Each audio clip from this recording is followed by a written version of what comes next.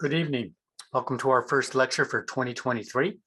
I'm Kevin Wright, the Executive Director of the Atwood Museum, and we are very excited to host this special fundraising lecture this evening, and we are glad you are joining us. Before I introduce tonight's guest speaker, a few housekeeping items to whet your appetite as we celebrate our centennial year. A lot goes into planning 100-year celebration, and we are thrilled that we are bringing what we are bringing to the museum this year. We officially opened to the public on May 5th and are currently in process of transforming our main gallery for our centennial exhibit. In addition to two new exhibits, we will debut our new multimedia room and education center, which will be highlighted by a short documentary produced by the Historical Society on the life of artist Alice Stallman. We are in the process of putting together a historic house tour with several stunning homes in Chatham. That is planned for late June. Also in June, around History Weekend, we hope to have a Wampanoag festival on the grounds of the museum outside in the parking lot near the Weetu.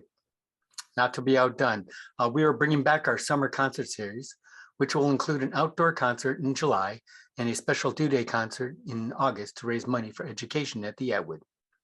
And let's not forget our annual gala that will we will host once again here on the grounds of the museum on July 15th. So mark your calendars. We have a lot more than I have time to share today. I encourage you to keep your eyes open for updates on our website. Our next lecture is on Tuesday, February 7th. That too will be virtual. It's the history of the Coast Guard in New England with Senior Chief Ross Comstock. So make your reservations today. I know you didn't come to listen to me talk, so allow me to introduce tonight's speaker.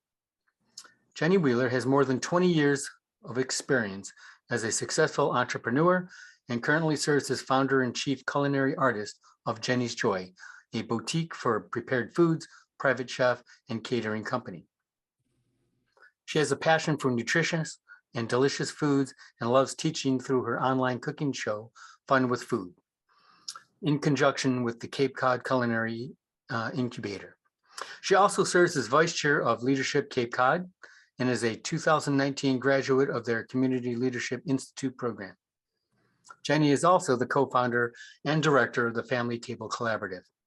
She obtained her MBA from Babson University in 2005 with a focus on social entrepreneurship.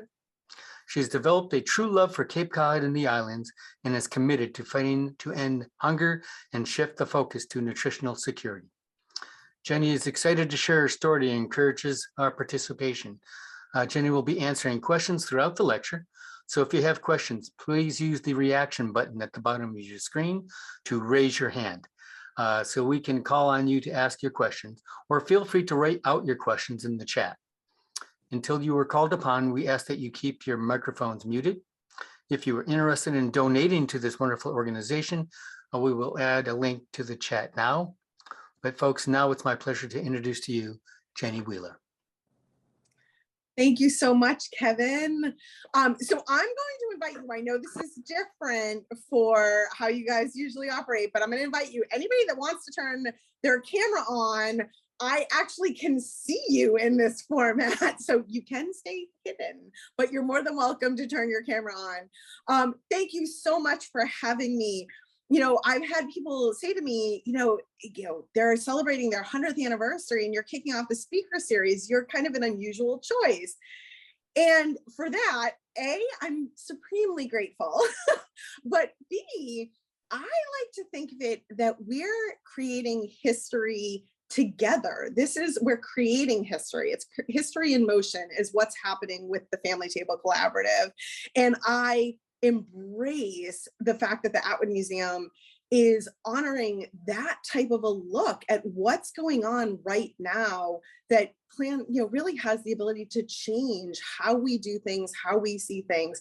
So I'm eternally grateful. Thank you for having me. And as Kevin said, I'm prepared for an interactive conversation. And so don't worry, I can talk at you if you need me to, but I really prefer you ask me any questions you want. So when I was thinking about, kind of where we wanted to go tonight around describing the Family Table Collaborative, it's been quite a journey. And that has partnered a very personal journey for me with what has become a combination of where passion, met purpose. And it's extraordinarily personal to me, but it's also become something much different than what we originally intended. So back in 2020, when the whole world shut down, no one knew what was going to happen. At the time, though, I happened to be running a soup kitchen in Hyannis, and I had witnessed the government shutdown of December 2018. And so I had seen several things occur. People who never needed assistance all of a sudden needed assistance. And often those are the people that wait far too long. And I had developed a partnership with the Greater Boston Food Bank. So I kind of knew what they had available, knew I'm the type of person that's going to make everything. I'm not going to give you something that I haven't tried. So I kind of knew it was available. I knew it was coming in. And so I knew that no matter what was going to happen, food was going to be an issue. Food was definitely going to be an issue. And I had been teaching some classes at the time with Harry Henry, who was the board chair at the time of the Cape Cod Culinary Incubator. And I called Harry and I said, hey, look, we need to be doing more. We should be doing more. We could be doing more. We need to be doing more. And his response to me was, great, Jen, what's it look like? And I was like, I'm not 100% sure yet. I just wanted to let you know I'm thinking about it. And at almost the exact same time, the ACF, which is the American Culinary Federation, reached out to Harry and said, hey, we have all of these restaurants that are about to close and we don't want this food to go to waste. And Harry connected them with me. And so as soon as I met with the ACF, I was like, ding, ding, ding, I know what I want to do. We convened a board meeting, and 2 weeks later, the Family Table Collaborative was doing its first distribution. So as everything else was shutting down, we ramped up. And to be perfectly honest, there was not a grand plan other than nutritious, delicious meals in the hands of people that needed it. And so, of course, height of COVID, right? Nobody's really understanding what's going on. We've got fear, we've got isolation, we have all of this stuff happening. And so we set up truly a community effort. The Cape Codder donated their entire kitchen staff, their chef team and their kitchen. Guaranteed Fresh donated their trucks and their drivers. I made all the soups. Cape Codder made all the meals. And within 2 weeks, off we were running, making nutritious, delicious meals, giving them away in a drive-through format all over Cape Cod. So that was the plan. There was no other plan. We were like, let's get good food in the hands of people who need it. And that's what we did. But something interesting happened as we were distributing this food all over Cape Cod. And we basically at the time were born in Falmouth down to about Harwich. And the reason for that is because during COVID, obviously everybody was in crisis. There were a lot of rapid response programs that had popped up on Lower and Outer Cape. And our thing was, hey, look, if you need us, we'll come there. But there's so much to do. We're all going to just, it takes a village. So we hadn't come lower than that until recently because a lot of those programs have started to subside. However, at the time, as we were talking to people distributing all over Cape Cod, it became apparent that there was a lot more going on than just COVID. So we knew, it became clear that there were access and distribution problems, that, the quality really mattered, like quality of food. Not all food, I'm fond of saying not all food is created equally, and it matters. And it really, really does. And so the more we talked to people, it started to become a conversation between Harry and I. Is there a possibility for us to become like an actual nonprofit? Is there a space for us to deal with increasing nutritional security? Because that was the big differential we found. There's so many players doing great work in food security. And food security is dictated almost solely by economics. Nutritional security is dictated significantly by convenience. So it includes food security, but we're a society that has become built on instant gratification, grab and go food, drive-through format, high fat, high salt, high sugar, and almost worst of all, high preservatives. And so we started kind of seeing, hey, there's a lot of issues happening here, particularly in nutritional security. And so we talked about, like, is there something for us to do? Now, Kevin said I got my MBA from Babson, which I did. My focus was social entrepreneurship. I used to love guest lecturing in it before COVID. Now I'm living it, which is super exciting. And I'm going to tell you a little bit about my personal story and how it collides with this and where it brought us to now.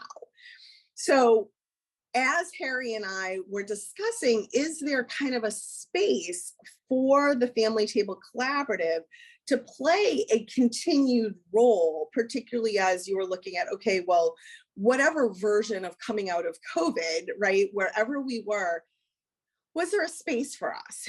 And here's the deal. I don't like band-aiding things. I'm a big fan. If I'm gonna like really get in, I want to solve it. And Cape Cod has more nonprofits per capita than anywhere else in the United States. So you think, really?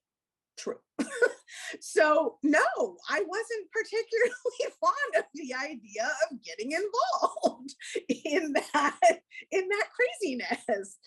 So it was going to take something really, really, really big for me to change my mind. And that happened.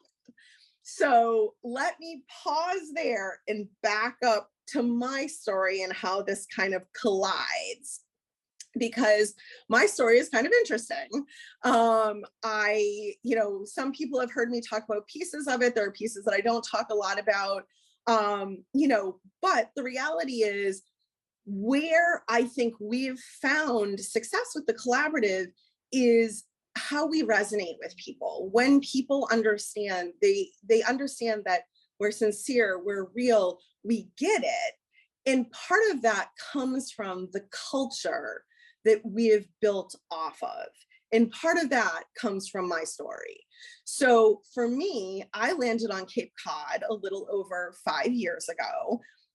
And I'm not going to lie, I used to joke that I felt like I got deported here. It was a very harsh time in my life. And who knew how much I was going to grow to absolutely love this place, and not just love it, but it is my home. I found my tribe here. But it was a rough road coming in. And so what had happened is I came because of Spalding. I had been in a tragic accident where my right heel fell through the fiberglass of a tub at a hotel I was staying at, pitched me backwards, slammed my head into the wall. I lost consciousness, so I don't remember this, but I suffered a traumatic brain injury. My right elbow came down on the edge of the tub, crushed the ulnar nerve, and or rather dislodged the ulnar nerve and crushed the nerve underneath it, and tore my right hamstring. So it was a bit of a train wreck, to which my natural response, because of having been a national level swimmer, was just like, let's go. I was in a world of hurt, let's say, full body trauma, the brain injury, the nerve injury, the orthopedic injuries. I had been building out my own commercial kitchen in Lynn, Massachusetts, which is the city I grew up in. And I had been building it out for the past year. I had self-funded it, and I ended up losing everything, including almost my life. And so truly I was not healing. I was in a terrible, terrible state of just trying to figure out where we were going, trying to put a really big smile on my face and move forward like I normally do. And nerve injuries and brain injuries don't operate well with that. They don't respond well. And so it ended up in a tragic incident where, because of medication I was on, I attempted suicide and was found breathing but unconscious. And that led me to being transferred here to Cape Cod. My best friend's parents intervened and said, now you're coming to Cape Cod. And again, you're talking about a kid that did everything right, national level athlete, on the student council, MBA from Babson, always leading things, always smiling.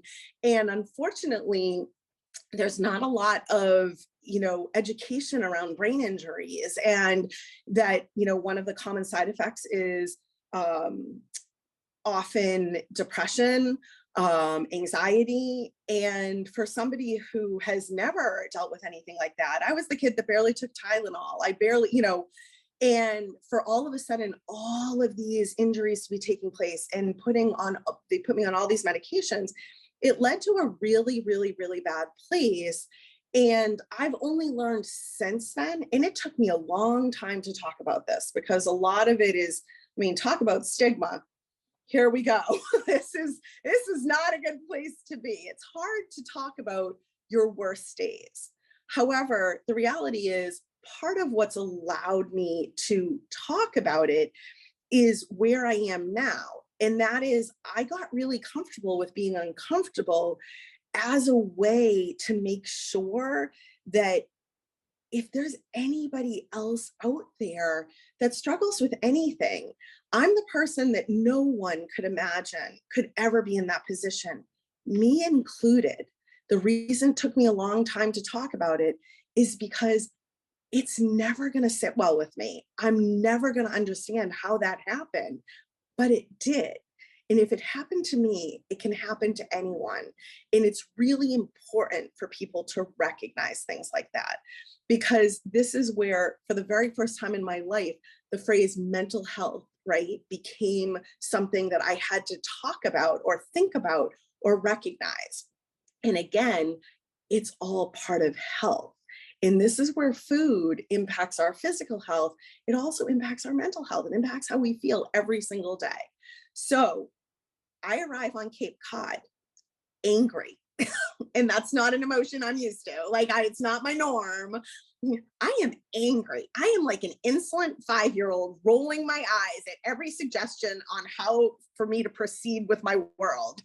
And I'm drowning, right? And my best friend's parents provided me with the most amazing kind of space to heal a little bit, while also recognizing the skills I still had, the personality, and belief in my ability to continue to grow, which I had lost. I completely lost my confidence. I lost who I was. I didn't know if I was ever going to heal. And so that started an entirely different journey. And part of that journey is what made it relevant when the collaborative came. Because again, not something you talk about. I spent 6 months on food stamps when I was here. Again, go back to, national level athlete, MBA, president of student body, all the things. And I thought, how the heck did this happen? This can't be my life. This can't be my world. This can't be happening. But it was. And interestingly, because of what I learned, and then getting a job at a soup kitchen gave me something very unique. It gave me hope, because I was able to recognize that as bad as I felt like things in my world were, I was working with homeless people, and I thought on a regular basis, don't judge, because here I am. No one knows my story. No one knows. They just see what I'm doing. And that could be me. Bad things happen to good people. Life can be hard. No one wants to showcase their worst days. But sometimes your worst days, if you just breathe, can get you an education that you never wanted. I tell people all the time, I would not wish my journey on my worst enemy. I don't think I have any real enemies, but philosophically, I would not wish my journey on anyone. But my journey is what brought me to Cape Cod, and what brought me eventually to create the Family Table Collaborative. So we'll switch back to the Family Table Collaborative because now I'm struggling at this point in time, but I've come to find a purpose because I've realized that I still have something to give. And that allowed me to find hope. And if you lose hope, life gets very desperate very fast. So this is where food is such an important part. So I started to get a little bit of hope. I started to find a little bit of purpose. I still wasn't sure how I was going to make it out of this nightmare, but by helping others, it helped me. And I find that that's true to this day. People ask me, how do I do what I do? Why do I do what I do? Cape Cod rebuilt me.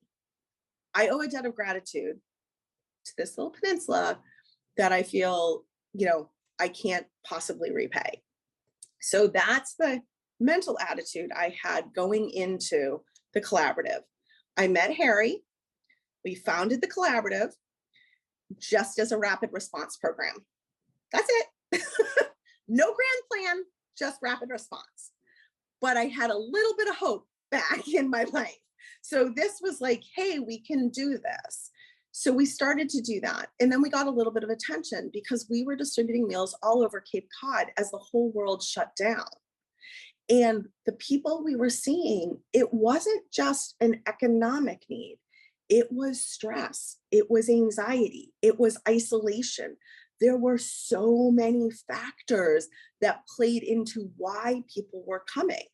For the first 6 months we distributed, I genuinely believe I might have cried almost every time because somebody brought me to tears by telling us we were saving their lives, we were changing their lives, that it was the only home-cooked kind of prepared meal they had that week. It was amazing what we were hearing. But on the flip side, like I mentioned, we were also hearing a lot of other issues that weren't just COVID related. So, like I said, I don't like Band-Aids. I like to fix things. And hence why I had such a hard time when I couldn't just fix myself because I'm the fixer. I'm the one that fixes everything else. I didn't know how to do that from within a brain injury. So with the collaborative, the world changed when Jason Sisko, the owner of the Riverway, came to us, and it led to a 3.5-hour conversation with me that ended with, Jeni, I think you should buy the property. And my question was, Jason, are you on drugs? What? And he said something that made it, and Jason's he doesn't like a ton of publicity. And I give him a lot of credit though, because truly this comment was what allowed me to walk away from that conversation and really think what's possible. Because that wasn't what we were doing with just the rapid response, right? We knew we were feeding people. We knew that was important. We knew nutritional security. We had uncovered all of these issues going on, but we hadn't figured out what can we go after fixing and how. And what Jason said to me at that meeting was, Jeni, I believe that this building and property has more to offer the community. And I believe you're the right person to do it. So I was just healing. I was just getting my feet under me. I didn't have my confidence back. I still was unsure. And he allowed me to walk away and gave me something really critical. He gave me imagination. He gave me that seed. He planted a seed that allowed me to go back and think, what could be possible if we look at this differently? And my whole life had become different, right? I was now this different person, living differently, having all of these, disabilities that I didn't have to live with before. And really, he allowed me to think, what's possible? And that is really the beginning of the Family Table Collaborative as it sits now. So Harry Henry, my co-founder, had said to me at least 10 times, Jeni, do you want to file the 501c3? And I was like, no. What about now? No. I really didn't want to play in this space unless we had a clear mission. And after the conversation with Jason, I left and I called Harry and I said, file the 501c3. We've got something to do. And what it allowed us to create is, honestly, and it's changed and grown so much. But what we are now is a social enterprise. We've created a social enterprise that is addressing not just feeding people and nutritional security, but the whole life cycle of food. And I'm a big believer, you can't solve something by looking at it in a bubble. You have to address the full picture. Now, I'm not going to lie, we've had a lot of people tell us, you need to focus. It's too big, too much, too broad. It's overwhelming. But here's the thing. I'm super grateful that we had the capacity to not listen to that line of thinking, because what we've built, like I said, is a social enterprise. What do I mean by that? We have created an organization whose objective is to increase nutritional security on Cape Cod, because not all food is created equally. Food impacts not only our mental health, but our physical health. It should and could be the basis of medicine and how we look at fueling our body. However, we live in a society that is very fast-paced. Like I said earlier, instant gratification, high salt, high fat, high sugar, and high preservatives. We are the unhealthiest country in the world. We have one of the most immense, healthcare system issues of any place in the world. And if we look at what could be part of the root cause, there's no way you can address any of this without looking at food, mental health, and physical health. Now, what else happens with food? We're a country where the microwave is the #1 cooking device. Like I said, instant gratification. So we're talking about a lot of waste, a lot of plastics. We have legislated food to the nth degree, to a point where sometimes it's difficult to do the right thing. So what does the collaborative do? We have community partners that allow us to do what we do. We're partnered with all the local farms, the Fishermen's Alliance, the fishing and shellfishing industry at large. Whole Foods Market is our newest community partner. They have shape-shifted what we have been able to do and are going to continue to shape-shift, I think, in revolutionary ways, how we can change people's perception on what we can do with food. So how does the whole thing work? My team, which is immense, we run on a volunteer army. People say to me all the time, Jeni, you are the heart of the program. If I am the heart, the volunteers are the soul. They are the engine that makes it possible. We grew from 150 volunteers at the beginning of 2022 to over 400 volunteers at the end of 2022. And that is because of our belief that this is what we do is by the community, for the community. So we take in all of this food from all of these locations, and then my team goes through it, takes what we can use to create our nutritious, delicious meals, then cleans and rescues anything we can, and turns around and puts it right back into the community through agencies that interface directly with families. And then whatever we can't use goes to feed the pigs and the chickens. And then whatever they can't use goes back in the ground as composting. So we're looking at the full life cycle of food. So not only are we feeding an awful lot of people nutritious, delicious meals, not only are we putting all of this produce that would have been wasted back into the community, we're also reducing waste and increasing sustainability.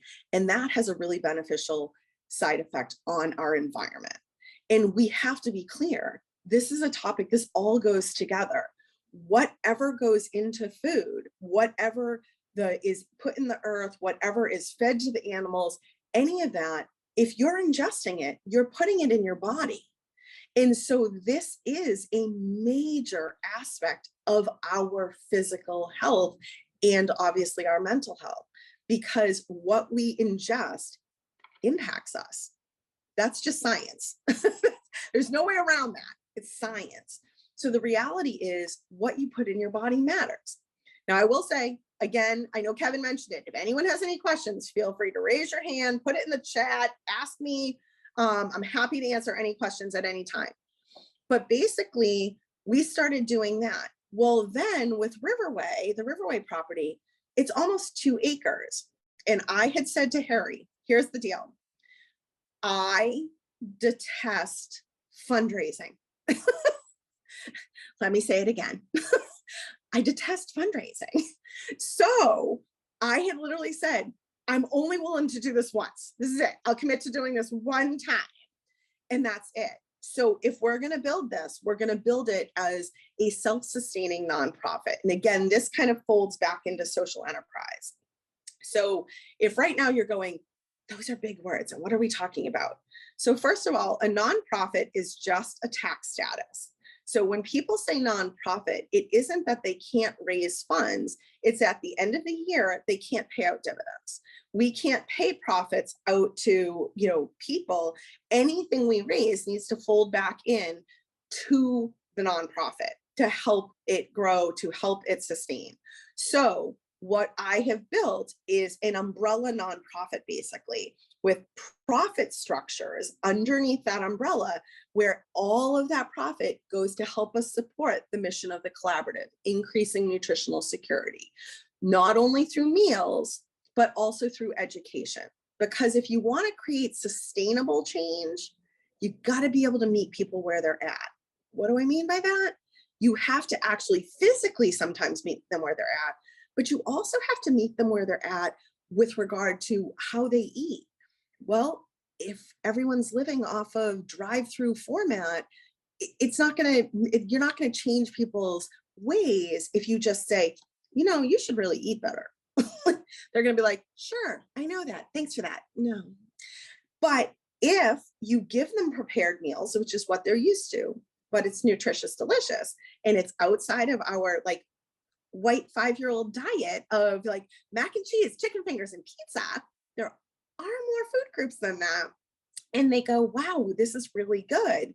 Whereas 5 minutes ago, when I said, oh, it's got lentils and beans, and I've used kale and Brussels sprouts and all this stuff, and they go, ew.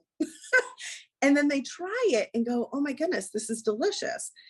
Then it gives me a little bit of buy-in, because it allows them to start to think this is really good. Now they're going to let us help them help themselves a little bit more. And that's what we're told all the time. It's like, wow, I never knew this was so good. And people refer to me as the queen of produce all the time. Produce, produce, produce. I hide vegetables and everything. And that's true. I do. I love vegetables. But the reality is almost no one in our country gets enough nutritional density. A lot of people eat in such a narrow format. They have the same 20 to 25 foods. You can't possibly get nutritional density out of that. I'm very fond of saying eat the rainbow, and I don't mean Skittles. You get different vitamins and different nutrients in different colored foods.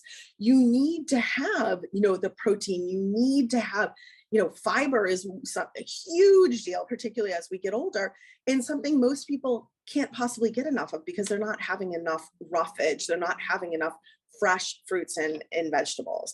And so that's really where we're setting out to change how people see this, change how people look at it. But that's hard, right? What we do is not easy, but it's super important. So how does it work on Cape Cod? Well, we have a very unique situation. We have an amazing set of natural resources, the shellfishing industry and the fishing industry. We also have a lot of agriculture. We have a lot of farms. So we have a unique opportunity to actually solve this here. And that's something that's really, really amazing. So by bringing in partners that where bridges weren't built before, we're building bridges, we're building collaborations with organizations, with, we provided meals tonight to these, grief support groups for sharing kindness. We had a group of kids here today learning about nutritional security and cooking. They were ages 2 to 4 in a partnership with a community, just one on my head, I'll think of it. But basically, we are having like all of these partnerships in order to showcase what's possible with good food. And that's super important. But again, that alone doesn't fix things, right? So on Cape Cod, we all know housing is a major crisis. We're partnered with HAC, the Housing Assistance Corporation. So on the property, what we're looking at doing is we're looking at clearing the back of the Riverway property, which is almost 2 acres, and creating a community teaching garden so that we can have groups that can come in and learn fresh herbs, all the things and how that impacts and that, how food really grows. We're looking at building at least 8 bedrooms of workforce staff housing. And we're looking at building a teaching/studio kitchen. In addition to all of that, we're open. We brought Wolfie's Bakery into our space. We're open every Saturday and Sunday morning from 8 a.m. till noon with Wolfie's. You can get all of their stuff. And then also we have a marketplace. We created a local marketplace so that people can purchase, kind of grab and go lunch, dinner. We have fresh, we have frozen. We also have a lot of locally made products. Gustari Olive Oils and Vinegars is a sponsor of ours. They donate $10,000 of olive oil to us. They're located in downtown Chatham. And we sell some of their products here, local honey. There's all sorts of, Chatham ice cream bars. We have all sorts of things that we sell right here that allow people to get it without, right here on Cape Cod. And that also helps build economy because we're helping food entrepreneurs have an additional place to sell. That's also the reason that we became the first shared kitchen on Cape Cod. So food entrepreneurs can rent time in our kitchen and we can help them launch a new food business.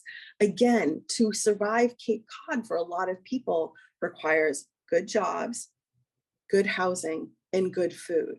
Without those things, it's very difficult. And we have a changing landscape, and it's something we all have to look at. So by bringing the community to the table, by saying, we want to meet you where you're at, doesn't matter if that's for volunteering. We have an almost 2-acre property. We have plenty to do. If you want to come help us weed, we have lots of weeding to do. If you want to come help us chop in the kitchen, if you want to come learn some kitchen skills, if you want to just come in and help us pack meals, if you want to come in and wash dishes, we love you extra. So there's so many opportunities to participate with us, and that's what we hear from the community. And so by doing anything in the building, whether it's coming shopping at Wolfie's or shopping in the Makers Market, whether it's booking an event with us, we hosted over 40 events in the last 4 months of 2022. All of the profit created allows us to help support the mission of the Family Table Collaborative. And what we're doing is creating change together, and it impacts all of us, because the reality is at the end of the day, healthier people create healthier communities. And that's something all of us should care about. It's something that matters to all of us. And no matter what, this is where economics is an interesting divide.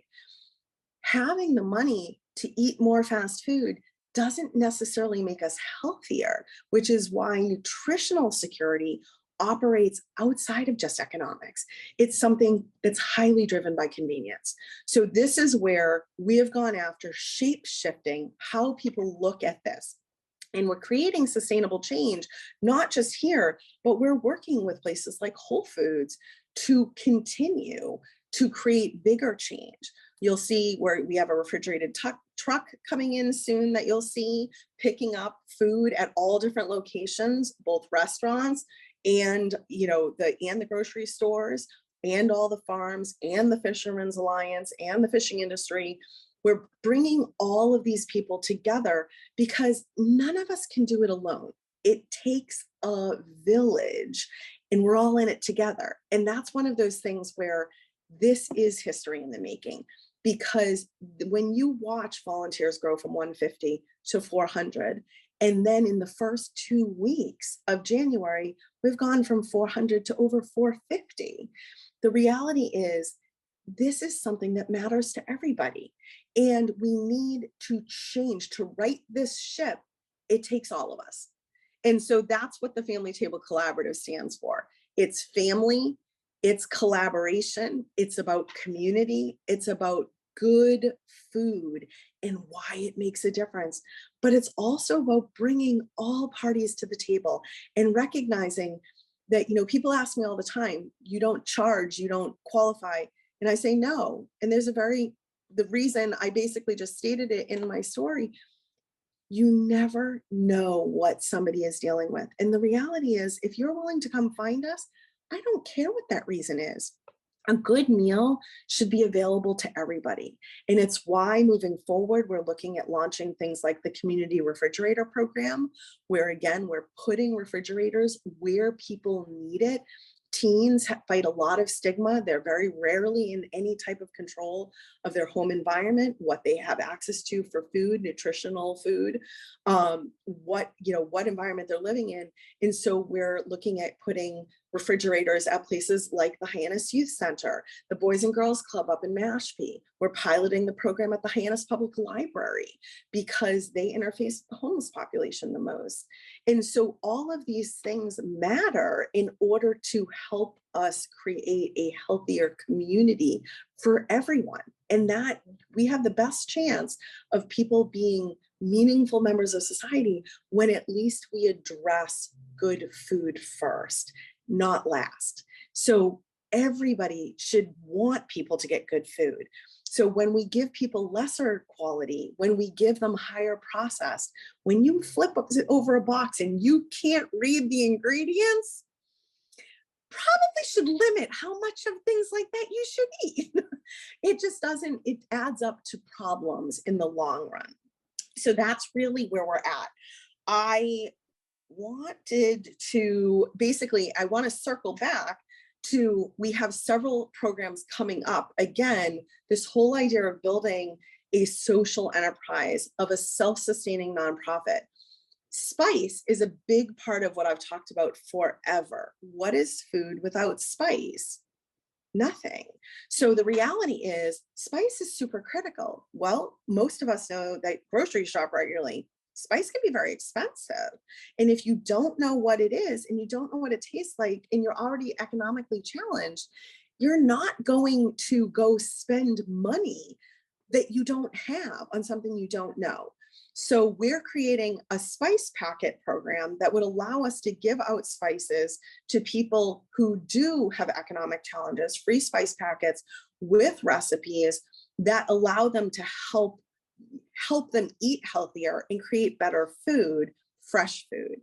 And then on the flip side, we're going to launch a spice line coming up in the next couple of months that, again, think about it as like Newman's Own, where it's a dedicated revenue stream that helps support the Family Table Collaborative's mission. And this is how we look at it. It's all a cycle. So we allow people to help us kind of at every meet us where we're at, and we meet everyone where they're at. And again, it's all around community partners. It's around bringing everyone together. There's good people doing good work all over Cape Cod and all over the world. But this is something that truly matters, because what you put in your body impacts how you feel physically and mentally. And we all know, I turned 50 this year, we all know that as we age, it impacts it more and more and more. And that's where the spice thing matters, because salt is one of the biggest issues as we age. And salt is the only spice you can get at most of the pantries, unfortunately. And therefore, if we're giving you prepared food and we're giving you more salt, that can be problematic. And that's unfortunately just based on how, again, it's legislated. So by trying to create spice packets to give to people, spice can have all sorts of natural homeopathic benefits. So if we can start to replace some of that salt, give you more real food, give you less of the fat, salt, sugar, preservatives, it benefits all of us. So that is where we are at today. And like I said, we're open to the public 8 to noon on Saturdays and Sundays. And we'd love anybody to stop by. Are there any questions? I have a question. Absolutely. Okay. My name's MC. This is fantastic. And I love that this is a community-based project or collaborative. I'm curious, though, to know whether you work either outreach to or outreach from the public sector, working with public agencies or even quasi-public agencies to identify some of the people in need, particularly homeless. Thanks. Yeah, so there's a couple of things. When we first were dealing with just the rapid response to COVID, we were only distributing off the back of refrigerated trucks. We just were posting it. We had found that we needed to work with a couple of agencies. We kind of identified a couple, whether it was churches, feeding programs, pantries, local agencies, but senior centers, councils on aging, veterans homes. But every new town, we said, okay, well, we need at least 2 agencies to help us get the word out, because COVID was obviously very challenging. What we've moved to is kind of a blended model. So we still do our public distributions, where all people have to do is text us their first name and how many meals they want to pick up. And we thank them for being good friends, good families, good neighbors. But in addition to that, we work with a lot of the councils on aging, a lot of the senior centers, veterans housing, low-income housing around Cape Cod. And that's kind of been where we've partnered the most. I'm speaking on a panel with Department of Transitional Assistance later this month. And so we're constantly trying to reach out to collaborate in additional ways with people.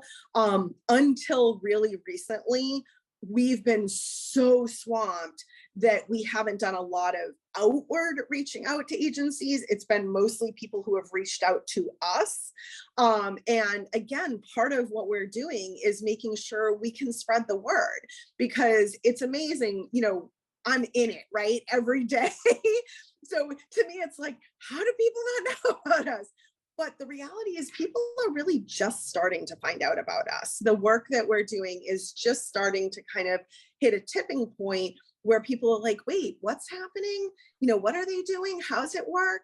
And so a main objective of mine and of the collaboratives is to ensure that the word gets spread, because we want to work with more agencies. We want to collaborate as much as possible. And like I said, whether it's us hosting nonprofit events here or private events here, or us sending meals out to other nonprofits and collaborating, or if it's programs like, Sharing Kindness.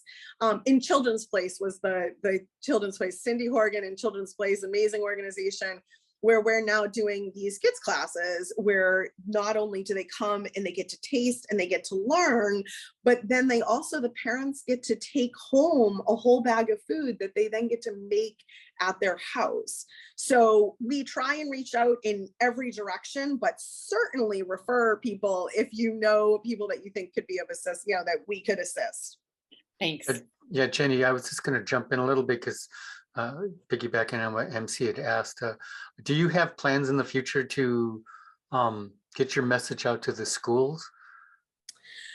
So this is a very interesting topic. So you might have heard me use the word legislation earlier in my guest lecture.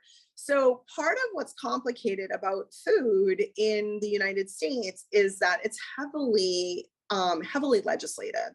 And so we know a great deal of the work we're going to end up focusing on is advocacy.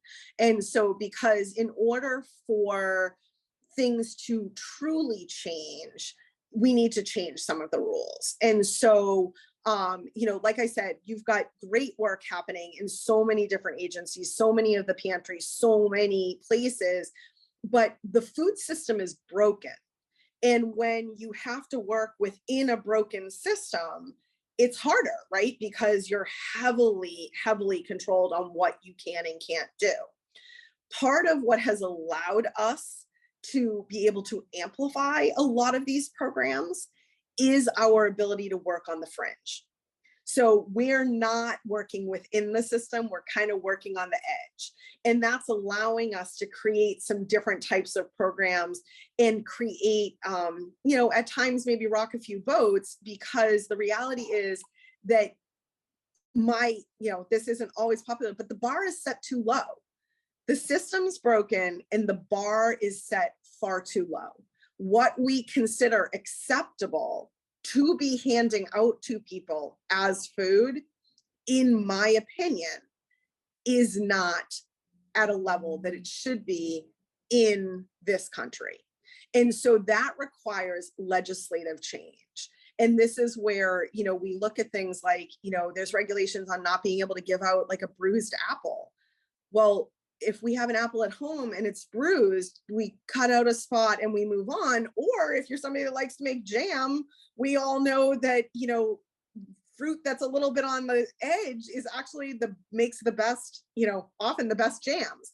So it's one of these things where we have a society that is, everything's got to look perfect. This is how you had things like misfit vegetables crop up, because, I would say to you, somebody's like, oh, it doesn't look right. Well, here's the deal. Vegetables aren't designed to grow looking perfect. And they're certainly not designed to grow so that you can shop once a week and still just pick things out of your fridge every day. The reality is, if something still looks good a week later and it's a fresh vegetable, or if it looks perfect, my question is, what did they do to it to make it look that way? Because that's not normal. And this is where our perception, our societal perception, is just very skewed. So, for example, any of us can go spend like $6.99 to buy a quart of strawberries, right? Without fail. You get home and the one in the middle is moldy, like has a little mold. Without fail. Happens all the time, right? Well, at Whole Foods, anything gets seen. It all comes to me. All of that food would be thrown away. All of that food would be trash. My team dumps out, and we like to say we sometimes get buried in like ingredient of the week. So sometimes it's strawberries, sometimes it's organic cherries, sometimes it's blueberries, sometimes it's kale. The amount of bags of kale we take in the summer with Chatham Bars and Farm would blow your mind. We have more uses for kale. It's amazing. And we can make it taste so good. People out there, I can like see it. Even with you not on the screen, I can see it being like, I don't like kale. Kale's not a real food, doesn't taste good. I can make you like kale, I promise. But basically my team takes in the ingredients, they clean it up. We dump all the berries into big colanders. We take out all of the ones that aren't good. We put them back in their packaging and put them right out to agencies that interface directly with families. And when you see, I think the biggest impact for people is when they see the food we take in. And I make my volunteers stop once in a great while and just say, can you imagine all of this would be thrown away? All of this, while we have people out here that are nutritionally insecure, that are hungry, all of this food would be thrown away. But I go back to what we do is hard. It is not easy. And I don't want to make it seem easy. We have huge teams of volunteers that work a lot of long hours, and we need constant refrigeration of everything. So it takes effort, but it is solvable. We just have to look at it differently. We have to look at it differently, because none of us individually created this issue, but we're all a part of society, which means it takes all of us to change it. And the reality is, you can track this back, no shame or blame to anybody, but effectively you can track this back to World War II. The whole world's at war, right? Nobody knows what's going on. It's constant stress. Talk about anxiety and stress. Everybody goes to work. At the time, more likely than not, and I don't mean to mostly it was men that went to war. The women went to work. you completely lost family dinners, and you saw the uptick all of a sudden of TV dinners. Who would have thought? Revolutionary, right? Fake ingredients in food, preservatives, preservatives, preservatives, preservatives, all the salt we can do. And instead of gathering around a table, we started gathering around the TV to watch, right? Because that was nightly news. Like this was a big deal. And what happened is you saw all of a sudden really the rise of the microwave came at around the, it existed slightly before, but became very common around this time. And so this is where you started to see more prepared food and much higher preservatives. And so what happened is we came out of the war, and instead of going, oh my goodness, we're all alive, this is amazing, great, let's right this ship. Nah, convenience took over, and we never looked back in all the wrong ways. And so again, you can see how it could happen, but the reality is we've gone so far down this path where, we're almost 3 generations away from when most people used to cook. The microwave's the #1 cooking device in the country. It's that instant gratification. Every single one of us is guilty, I'm quite sure, of eating in our car, of getting the coffee, of getting the bagel, the donut, the this, the that, whatever. And it's like crap, and more crap. And we're putting it into our bodies and then wondering why we don't feel well. It's not rocket science, but it really is science. And so the reality is that we all need to look at, how does this affect us? And how does it affect the bigger picture? It affects our communities, affects our healthcare system, and it affects us individually. So this is really where, I'm willing to say the bar is too low. We could do better. We should do better. And we have found some creative ways to make it a little bit more fun to do better. So, and that's really important, right? Because if it's hard, if it's brutal, if you make it not fun, nobody's gonna do it. So these are areas where, particularly right now in this day and age, food costs have gone up significantly. And so people are getting squeezed. And on Cape Cod, we face lower salaries, higher costs of living. It's kind of the perfect storm. So when you have combined that with higher food costs, things like, gas and all of the expenses, right? We really have this major dilemma of like, okay, we've got to do something. And so for me, part of looking at cooking classes and stuff is, let's talk through things that are real. So if you're somebody who likes to use a recipe, and I know a lot of people are, me, the hardest part about writing my cookbook right now is recipes, because my team will tell you I measure nothing. They joke if they see me like pick up a measuring spoon. They're like, whoa, what's happening with her? Because I am at my most creative when I'm in a kitchen. And so, but a lot of people don't feel that. They don't have that confidence. They don't have that palate. And so they want a recipe. Well, what happens is in our society, we don't have spice markets. You can't go buy half a cabbage, right? So what happens is you go buy all these ingredients to make a recipe. And then what do you do with everything that's left? It's like, no wonder why people think it's more expensive to cook, because you go buy all of this stuff, you make a dish, and then you have all this stuff left. And you're like, I have no idea what to do with it. So part of what I do with my cooking classes is, what's left? Let's talk about what else we're going to make after you make the recipe. Let's come up with other things you can make. And one of the things I do is introduce crock pots and introduce ways to, what can be frozen? How does this make your life easier? Making one meal and it actually could feed you 4 times, all of those things to show actually how much better it can make you feel. And that it's a lot less expensive when you actually do the math versus the crap, and more crap. So, but it's got to be fun. And I think that's a very honest perspective. If we can't make it fun, nobody's going to do it. And so, it innately is fun for me. But the story really of the collaborative for me is one that comes with every single experience. My best friend of 35 plus years is a doctor. She's a surgeon. And she said to me the other day, she flew up from Miami, we were driving up to see our nephew who's up at Rochester Institute of Technology. And she said to me, you know what, Jeni, you have had a very non-traditional career path. And I was like, I know, right? Like that was never really the plan, but passion was always important to me. I've never been somebody that felt good at doing something that I wasn't passionate about. And she said, everything in your life came together right now for this project. And I said, I know, it's weird, right? And back when I was kind of at my worst, trying to find a way to recover, trying to find a way to move forward, what I didn't mention is that the company I had named, like my company that I had started, was Jeni's Joy. Kevin mentioned it.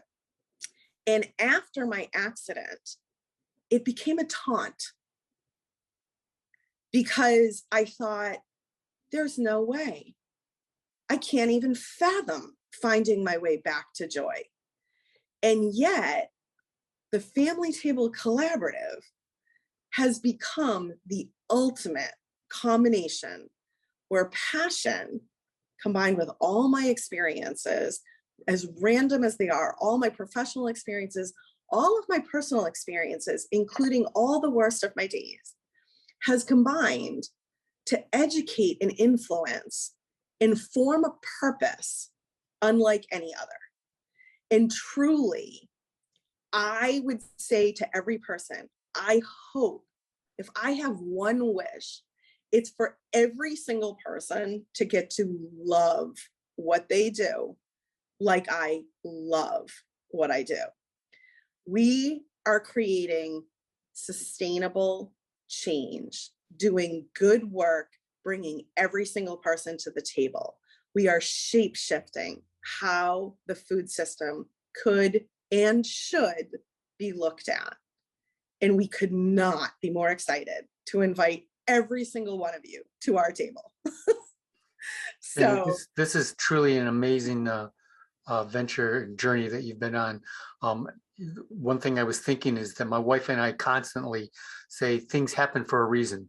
So oddly enough, had you not fallen in this shower or bathtub, whatever it was the case, we may not be having this talk. There may not be a Family Table Collaborative, and you may not have found your true calling and joy. Where do you foresee this organization? Can you forecast out in 10 years? Where do you think it's going to go? Ooh, so I got my confidence back this year. So I am really excited because all of a sudden, we realize that we're doing something very important. And we have a perspective and a way of doing things that seems to resonate with people. And it really resonates with the community. So I think you're going to see big things. I think 2023 is going to be a big year for us. You will see us launch our spice line. You will see, hopefully, the community refrigerator program start to get rolled out across Cape Cod. I also think you're going to see us start working on advocacy. So I think our partnership with Whole Foods is set to grow substantially over the next year to 2 years. And really that leads to a lot of creative things because,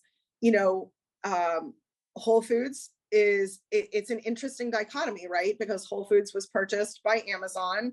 So you have the perspective, big bad shark, right? With Whole Foods being their very local arm. And, I think because of what they have the capacity to do and because of the policies we're creating and the programs we're creating together, you could see a lot of growth over the next several months and several years. Forecasting out more than maybe a year, I'm not so sure of. The sky is the limit. I think we're doing good work for good reason. And, I'm grateful to have the platform, but I also take it I take it very seriously. And, you know, I think that there was a meme on Facebook a while back that said, don't judge me by the chapter of my life you walk into. And it was really interesting for me because I thought, wow, I would love everyone to judge me by the chapter of my life they're walking into right now. But I think I would do an enormous disservice to people if I allowed that to be the only look, because everybody, you don't know what people are going through. And I think it's critically important where, you know, unfortunately, we're a society that doesn't talk about hard things sometimes.